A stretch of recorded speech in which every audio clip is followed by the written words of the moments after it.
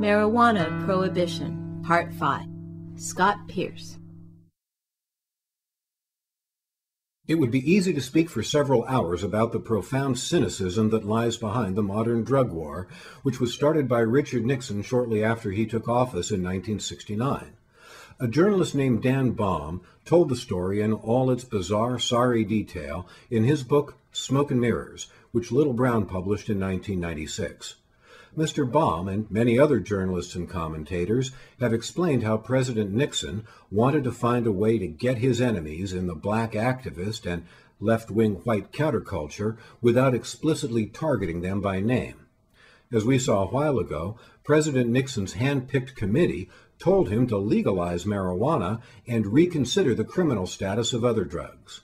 Nixon's political instincts and his legendary vindictiveness caused him to reject their advice and pander to the racism and fear of his white constituents. This is a depressing pattern that has continued right through today. The Nixon administration did favor and did fund drug treatment programs with good results, but President Reagan eliminated the drug treatment programs. The Reagan and Bush administrations both committed enormous sums of money to the drug war, and the gigantic boom in prison construction and warehousing in jails of drug defendants began in earnest. The prison complex has been booming for most of that time, yet drugs are more available today than they ever have been.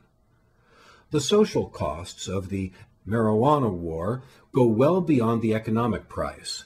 In many ways, the marijuana war has become a war against civil liberties, and that's something all of us ought to be concerned about. Since 1985, more than $5 billion has been seized by federal law enforcement agencies, most of which came from drug cases. It is unclear how much of this was connected to marijuana. Most states also have drug forfeiture laws on the books. It's important to realize that these are civil, not criminal laws. This means that it is a lot easier for the government to take property away from citizens and a lot harder for the citizens to do anything about it. Both the feds and state law enforcement agencies split the proceeds of forfeitures with local police. This means that many local law enforcement agencies are dependent on property seizures for their funding. This is indefensible and very dangerous. It's worth remembering that one of the American colonies' complaints against England were the British forfeiture laws, which allowed the Crown to seize assets of businesses and individuals that failed to comply with various tax stamp acts. The Fourth Amendment is designed to protect us from unreasonable searches and seizures. We've seen the military and militarized police departments wage war on local communities. The campaign against marijuana planting in California, started by Democrat Attorney General John Vandekamp, sends helicopters and badly trained deputies with assault rifles into the Northern California growing fields. A similar program has been instituted in Hawaii. It's very important to remember that from the start, the United States avoided using the Army in domestic law enforcement. This is a very dangerous change in the basic nature of law enforcement in America. The rise of the drug testing industry, an incredible invasion of personal privacy, is worth $300 million a year by 1990. That's another result of the drug war. The boom in drug testing is another chapter in our story that sees policy established for political reasons rather than basing it on reason and science. Drug testing does have one impact that's hard to measure. It is a system that requires people to submit to authority without any advance evidence of wrongdoing.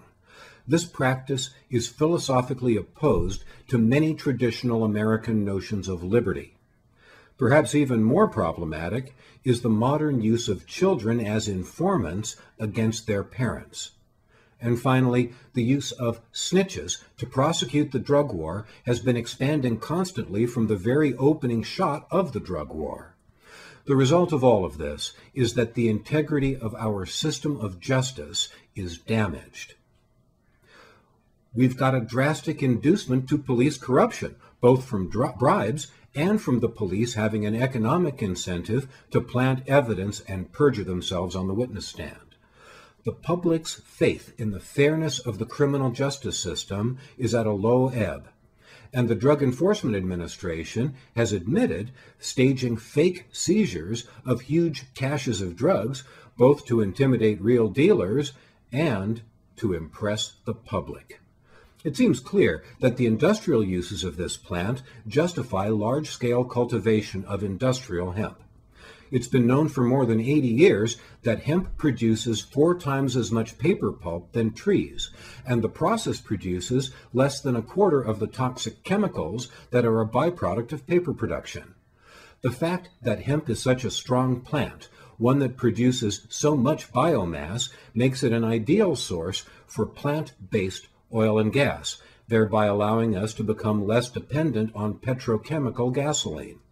Hemp oil can be reintroduced into paint and varnish, and thereby reduce the use of toxic chemicals in those industries. It seems evident that hemp would compete with and ultimately replace petrochemical products in most of the areas in which they are used today, from fuel to lubricants to plastics, and would compete with other natural products such as wood for paper and cotton for clothing. The medical marijuana debate is over. This substance is one of the oldest known natural medicines.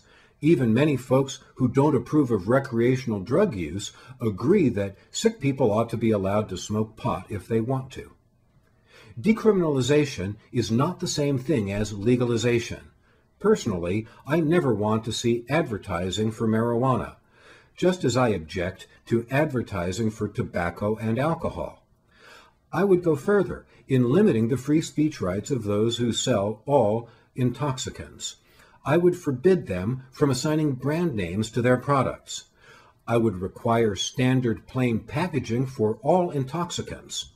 There are significant First Amendment speech issues here, but it seems to me that there are compelling reasons to support severe restrictions on advertising for recreational intoxicants and for prescription medicines.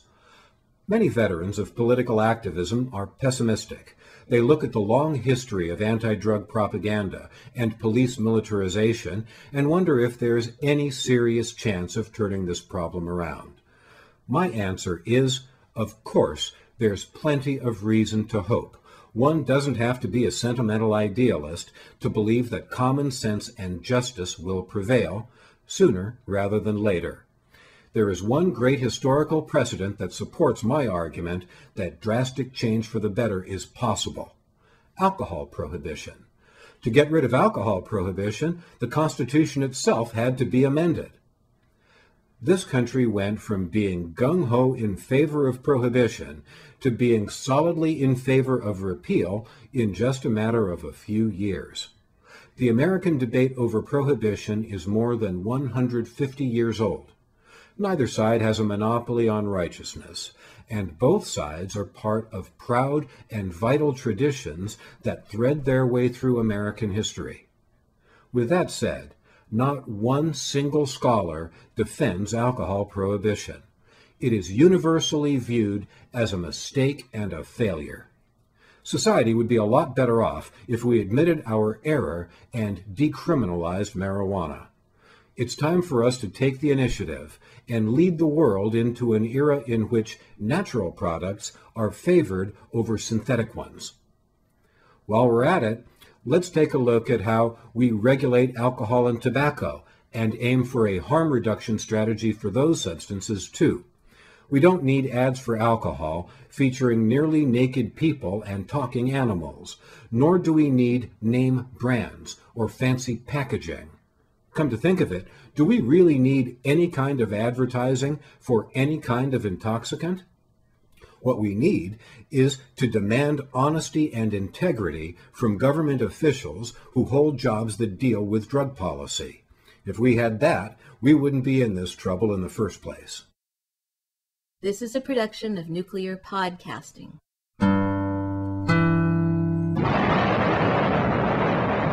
Creative Commons, Attribution, Non-Commercial, No Derivatives.